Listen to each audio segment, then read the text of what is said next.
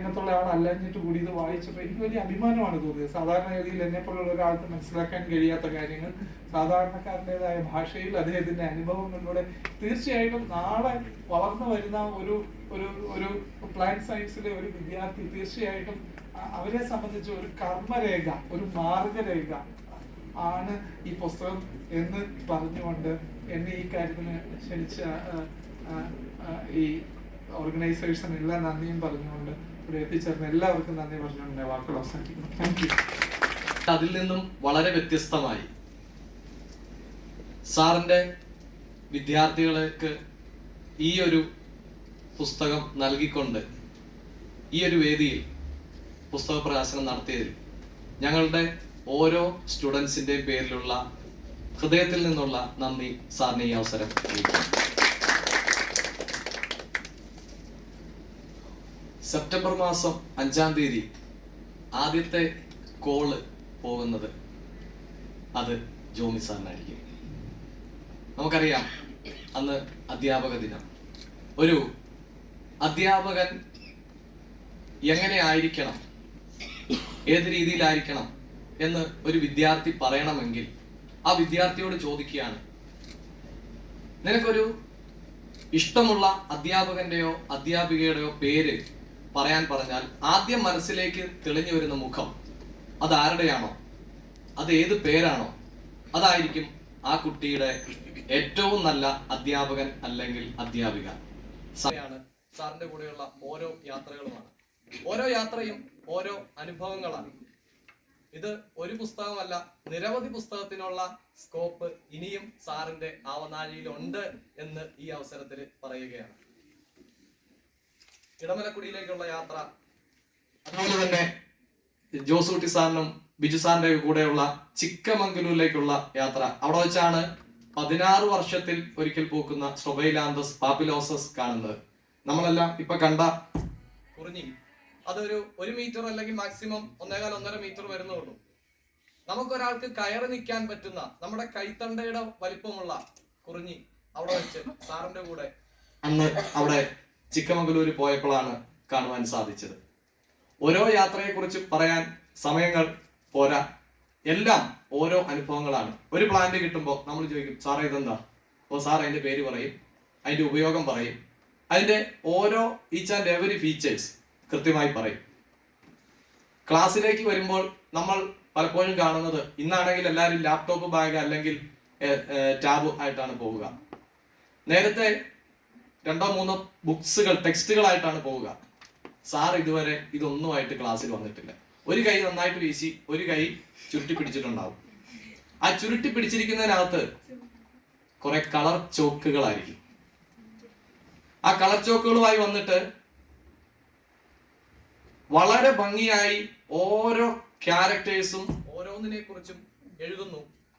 ആ floral diagram വരയ്ക്കുന്നു, floral formula വരയ്ക്കുന്നു, ഓരോ പ്ലാന്റിന്റെയും ബൈനോമിയൽ, അതിന്റെ കോമൺ നെയിം, അതിന്റെ മലയാളത്തിലുള്ള പേര്, അങ്ങനെ ഓരോന്നും വൺ ബൈ വൺ ആയിട്ട് പറയും.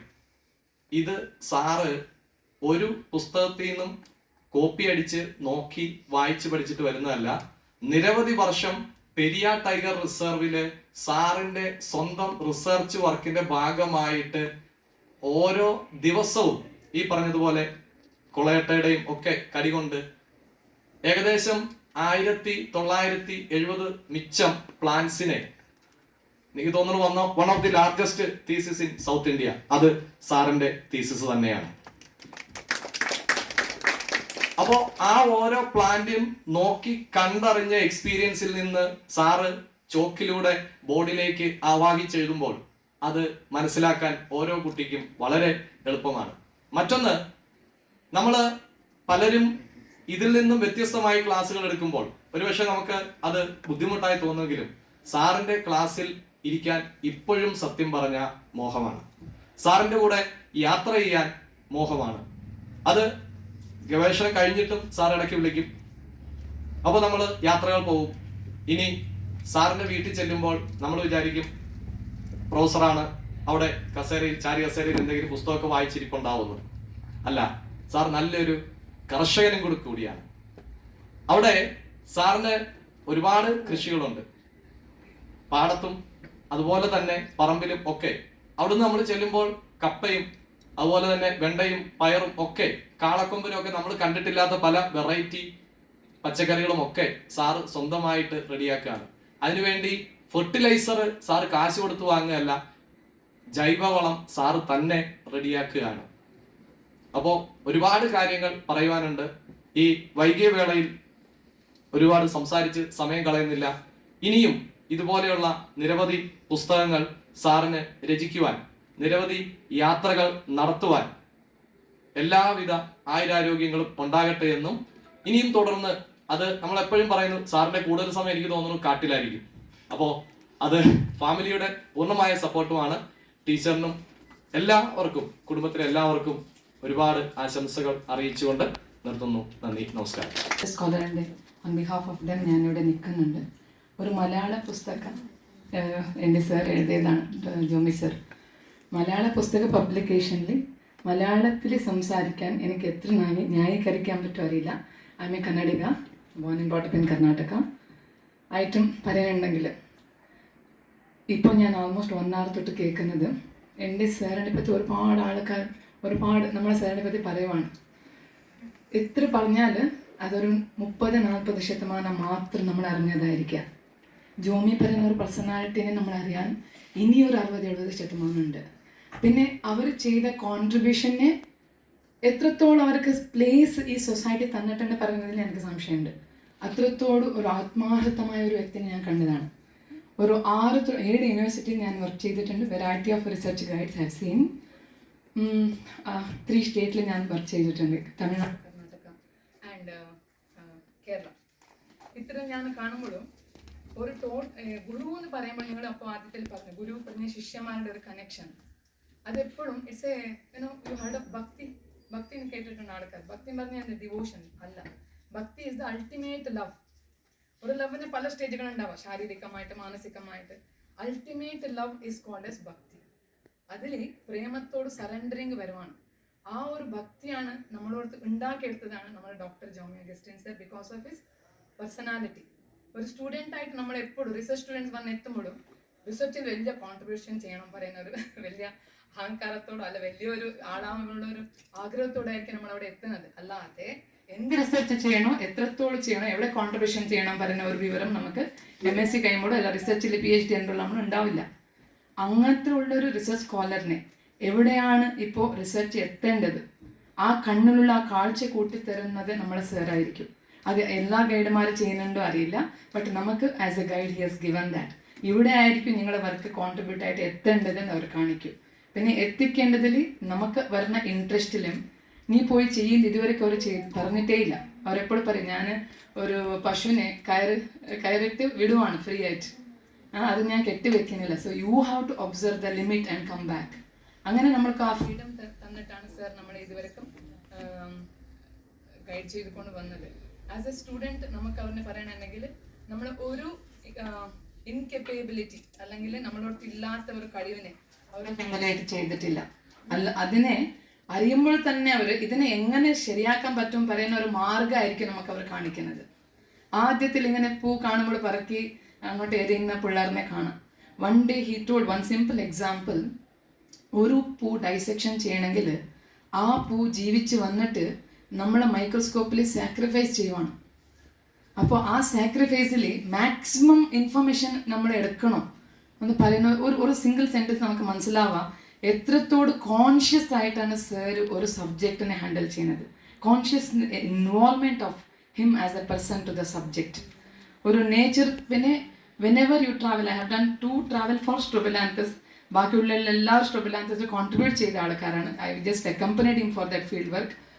കുമാരപർവ്വത പിന്നെ Thadiyandamol. You will see that you should not go as a alien. ഒരു പ്രത്യേക ജീവിയായിട്ട് കാട്ടോട് കയറരുത്. അവിടെയുള്ള മണ്ണോ ചെടിയോ പുൽച്ചാടിയായിട്ടാണ് നമ്മൾ അതിൻ്റെ ഒപ്പാണ് നടന്നു പോകേണ്ടതും പറയുന്നത് സാർ നമുക്ക് പറഞ്ഞു കൊടുക്കും. അപ്പോൾ നമുക്ക് ആ വൈരത്വം ഉണ്ടാവില്ല, പേടി ഉണ്ടാവില്ല. എങ്ങനെ ശങ്കരാചാര്യർ കാടിൽ കിടന്നു പോകുമ്പോൾ എന്തിനെ പുലി കഴിച്ചിട്ടില്ല, എന്തിനെ സിംഹം അറ്റാക്ക് ചെയ്തിട്ടില്ല? Because of that love and trust of human being will be imparted in your saint. നമ്മുടെ ശരീരത്തെ വേർപ്പിൽ അത് സ്മെൽ ചെയ്യാൻ പറ്റും അവർക്ക്. അങ്ങനെ പോയ ആൾക്ക് ഒരിക്കലും ഒരു അനിമൽ അറ്റാക്ക് ചെയ്യില്ല. നിങ്ങൾ അട്ടക്കടിക്കുന്നത് കാണുമ്പോൾ കാണാം, നമുക്കൊക്കെ കടിച്ചതിൻ്റെ ഒരു 10% ആയിരിക്കും സാറിൻ്റെ മിത്തൊക്കെ ആയിരുന്നു. That will see our sense of involvement and acceptance to the nature.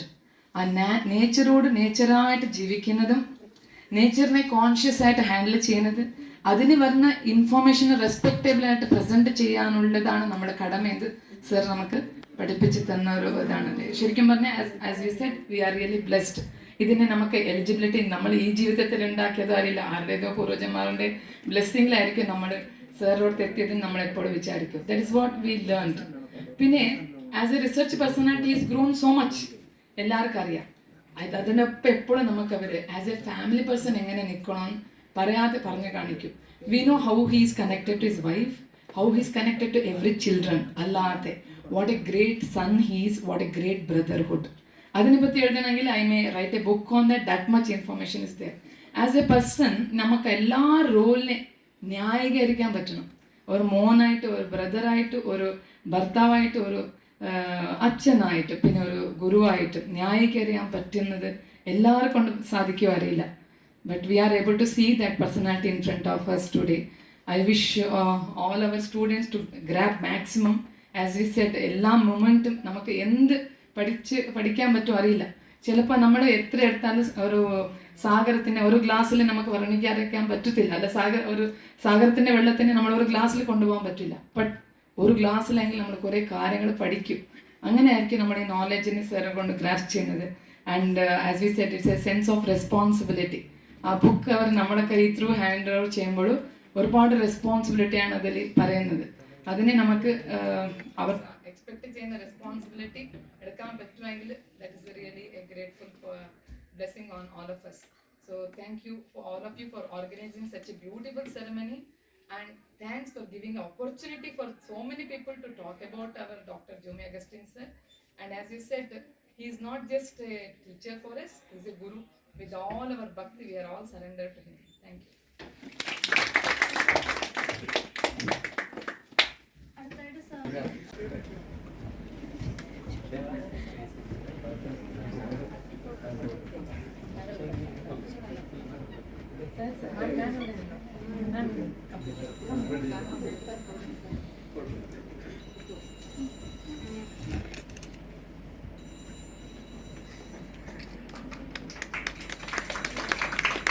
ഈ ഒരു കൗതുകം ഒരു മനുഷ്യനിൽ ഉണ്ടാകുന്നത്, നമ്മളുടെ ജീവിതത്തിൽ മനുഷ്യരുടെ ഉള്ളിൽ ഉണ്ടാകുന്ന ഈ കൗതുകങ്ങൾ, ആഗ്രഹങ്ങൾ, ആപ്റ്റിറ്റ്യൂഡ് ഒക്കെയാണ് ഒരു മനുഷ്യനെ മനുഷ്യനാക്കി മാറ്റുന്നത്.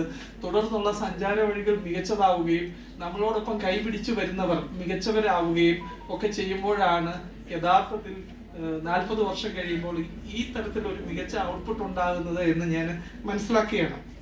അപ്പം നീലക്കുറിഞ്ഞിയെ കുറിച്ച് 12 വർഷം ത്തിലൊരിക്കൽ പൂക്കുന്ന ഒരു ചെടി എന്ന നിലയിലൊക്കെ വായിച്ചെങ്കിലും ഈ പുസ്തകം വായിച്ചപ്പോഴാണ് 16 വർഷം കൂടുമ്പോൾ പൂക്കുന്നതും 15 വർഷം കൂടുമ്പോൾ പൂക്കുന്നതും ആയ വിവിധ തരത്തിലുള്ള കുറിഞ്ഞികളുണ്ട് എന്ന് എന്നെ പോലെയുള്ള ഈ മേഖലയിൽ സാധാരണക്കാരനായ ഒരാൾക്ക് മനസ്സിലായത്. അതുപോലെ യാത്രയിലെ പ്രയാസങ്ങളെ കുറിച്ച് എനിക്ക് തോന്നി ബാലനെ പോലുള്ള ഒരാളെ കൂട്ടിക്കൊണ്ട്, സാധാരണക്കാരനായ ബാലനെ പോലുള്ള ഒരാളെ കൂട്ടിക്കൊണ്ടുള്ള അദ്ദേഹത്തിന്റെ യാത്രയെ കുറിച്ച് അദ്ദേഹം അവിടെ പറയുന്നുണ്ട്. പെട്ടെന്ന് എനിക്ക് ഈ ഹിമാലയൻ എക്സ്പെഡീഷൻസിനെ കുറിച്ച് ഒരു പുസ്തകം വായിച്ചതാണ് ഓർമ്മ വന്നത്. ഈ ടെൻസിങ് നോർഗയോടും എഡ്മണ്ട് ഹിലാരിയോടും ഒക്കെ ഒപ്പം ഒരു എഡ്മണ്ട് ഹിലാരിയോടൊപ്പം ഉണ്ടായിരുന്ന ഷെർപ്പകളെ കുറിച്ച്, അതുപോലെ ആ പ്രദേശത്തെ നന്നായി അറിയുന്ന ആളുകളെയൊക്കെ കൂട്ടിച്ചേർത്ത് അതിനെക്കുറിച്ച് കൂടുതൽ മനസ്സിലാക്കിയുള്ള യാത്രകൾ. ഇങ്ങനെ ഈ യാത്ര തന്നെയും ഒരു അനുഭവം, ആ അനുഭവങ്ങളെ മനോഹരമായി വർണ്ണിച്ചിരിക്കുന്നു. ഇങ്ങനെയുള്ള കാര്യങ്ങളൊക്കെ എനിക്ക് വളരെ സന്തോഷകരമായിട്ട് തോന്നി. ഒട്ടേറെ സ്ഥലങ്ങൾ, ഇപ്പം കന്യാകുമാരി മുതൽ ഗുജറാത്ത് വരെയുള്ള വ്യത്യസ്തങ്ങളായിട്ടുള്ള ചോലവനങ്ങളെക്കുറിച്ച്, നിത്യഹരിത വനങ്ങളെക്കുറിച്ച്, ശുഷ്ക ഇലമൊഴിയും കാടുകളെക്കുറിച്ച്, അവയിൽ കാണുന്ന വിവിധ ചെടികളെക്കുറിച്ച്, അവിടെ കാണുന്ന കുറിഞ്ഞികളെക്കുറിച്ച് ഒക്കെയുള്ള വളരെ മനോഹരമായ ഒരു വർണ്ണന. തീർച്ചയായിട്ടും ഈ പുസ്തകം വായന കുറഞ്ഞു വരുന്ന കാലഘട്ടത്തിൽ, എല്ലാം ഡിജിറ്റൽ മോഡിലേക്ക് മാറുന്ന കാലത്ത് ആ ഒരു ശീലം തിരിച്ചു കൊണ്ടുവരാനായിട്ട്, പ്രത്യേകിച്ചും ഈ സസ്യ ശാസ്ത്ര വിദ്യാർത്ഥികളെയും വൈവിധ്യത്തെ വളരെ ആവേശത്തോടെ കാണുന്ന വ്യക്തികളെയും കേരളത്തെ അഭിമാനത്തോടെ